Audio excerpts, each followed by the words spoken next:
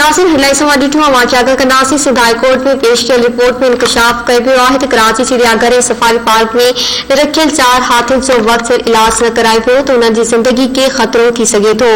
कराची चिड़ियाघर ऐं safari park में रखियल 4 अफ़रीकी हाथियुनि बाबति केस जी सिंध हाई कोर्ट में ॿुधणी थी आहे। ॿुधणी दौरान चेयरमैन डॉक्टर फेनेगोडिस जी तैयार कयल रिपोर्ट पेश कई वई, जंहिंमें ॼाणायो वियो आहे त 29 एप्रैल नवंबर ते मुआइने दौरान पतो पियो त सफारी पार्क जे हाथियुनि खे खाधो घटि मिली रहियो आहे, जॾहिं त चिड़ियाघर वारनि हाथियुनि खे ॾंदनि जो मसइलो आहे।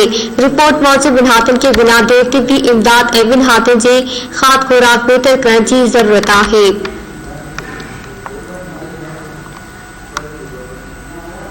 चेयरमैन डॉक्टर रिपोर्ट में ख़बरदार कयो आहे त जेकॾहिं ॼाणियल ॿिन्ही ॻाल्हियुनि खे नज़रअंदाज कयो पियो त हाथियुनि जी ज़िंदगी खे ख़तरो थी सघे थो।